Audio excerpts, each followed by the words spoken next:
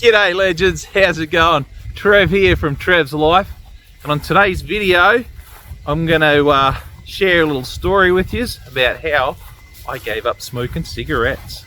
A lot of you guys didn't even know I smoked cigarettes, but I have done for many years, and I decided, nah, that's it, I'm done. I'm going to give it a miss. Alright, let's go and find somewhere to sit down and have a chat. Rightio gang, I found a nice spot to sit in the park here. Beautiful day. And okay, my story on how I went about giving up cigarettes. Well, okay, for starters, disclaimer, I'm not a doctor, so don't take any of this as medical advice. This is just my personal experience, and it's a pretty awesome experience actually. It's nowhere near as bad as I thought it was going to be. Okay, so for starters, reasons to quit. Well, obviously, everyone knows the health benefits of quitting smoking. Here in Australia, every year, the Australian government is putting the cost of cigarettes up. It's crazy. Oh, that is one loud toad.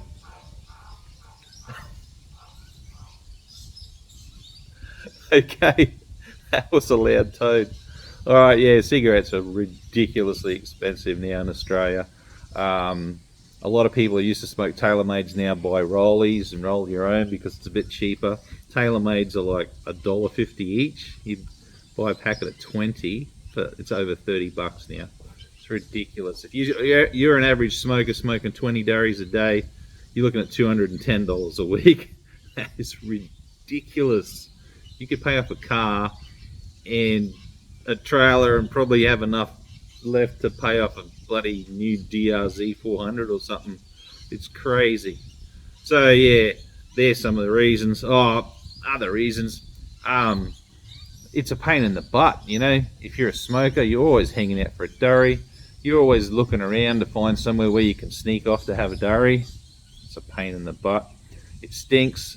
You know, you sneak off and you have a smoke, and then you're chewing on mints and bubble gum and cleaning your teeth 10 times a day. What a pain in the butt. Another thing is, yeah, I didn't want to be controlled by an addiction anymore. Not that mine was really that bad. Anyway, when was the right time for me to quit? Well, I'm telling you right now, people cannot tell you when it's time for you to quit. You will know when it's time for you to quit. Yeah, I was buying Tailor-Mades for when I went out socially smoking, and I was buying tobacco and rolling it with a machine at home to save a few bucks. And I've literally got a brand new packet of tobacco, which I think I've used one cigarette out of, sitting there, and I don't know, 5 or 6 Tailor-Made ciggies sitting there. And yeah, so one day I woke up in the morning and I didn't feel like a cigarette, and thought, you know what, today's the day. And that was it. So one of the tricks when you're giving up smoking cigarettes is to keep cigarettes in the house. I know it sounds counterintuitive, weird, whatever, but if you've always got cigarettes sitting in the cupboard at home with you, you won't have that anxiety of not having them there. They'll always be there even though you're not planning on touching them. So I saw that on a YouTube clip one time and I thought, that makes sense. So I am now in week 7 of not smoking, so day 42, 43, whatever it is. It's a long time. And that whole time I've had cigarettes in my flat, lighter, all sitting there, never touched them.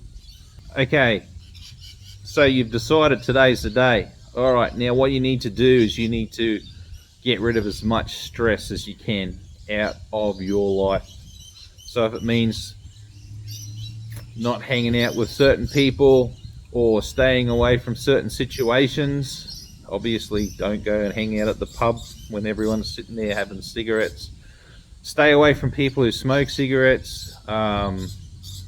I had a bit of an argument with an old lady once who said, you should be able to give up even if people in your family are smoking around you. Well, I don't agree with that. I think that is crap. I think if you're going to give up smoking, you need to stay as far away from people who are smoking as possible.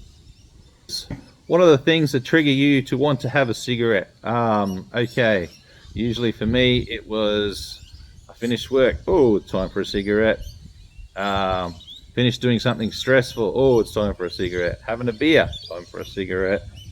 Just got lucky, time for a cigarette. All of these things, what you need to do is, instead of allowing those triggers to trigger you to want to have a cigarette, you just need to go into that situation and go, you know what, I don't need to smoke, I'll do something else. Do something to take your mind off wanting to have a cigarette.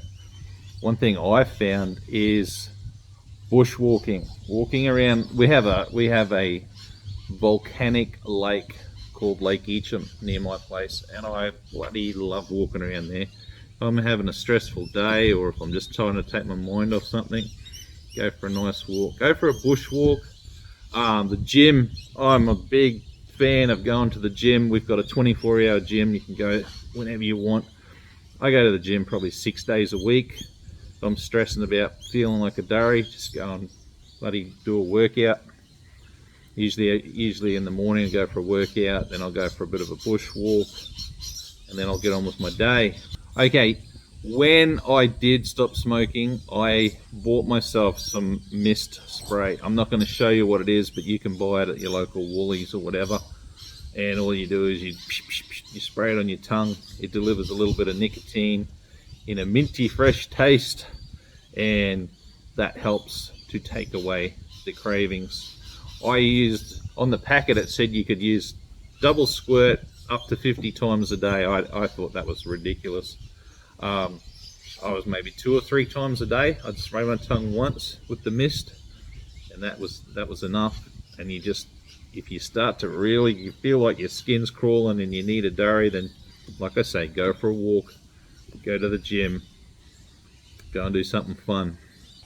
Also, another reason why, which compelled me to stop smoking, is I hang out a lot with my grandkids, my daughters and my granddaughters, and obviously you want to stay fit and healthy and active.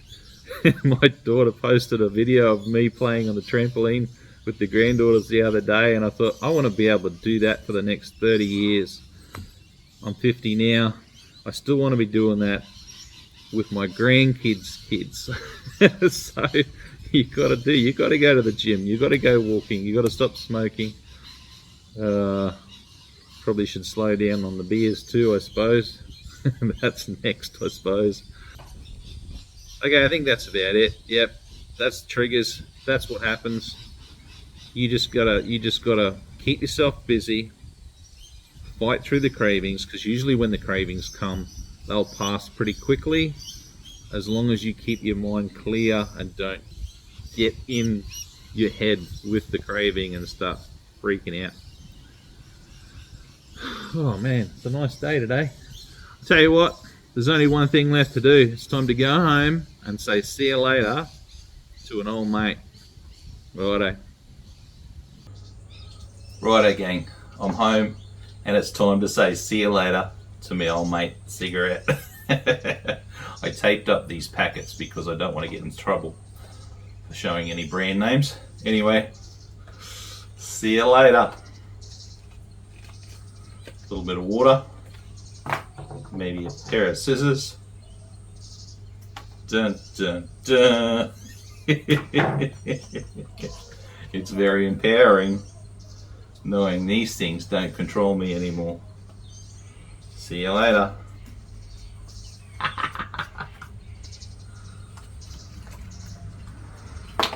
Alright, this is a packet of tobacco, which I sort of taped up so you couldn't see the name on it. See you later. Goodbye. Don't need you. Don't want you anymore. Going in the trash. Righto gang.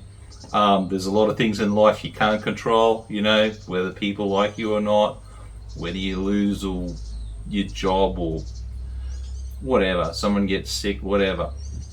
But there are a lot of things you can control, Like you can say, I'm not going to smoke anymore, or I'm going to drink that green smoothie every afternoon, or I'm going to spend 4 afternoons in the gym.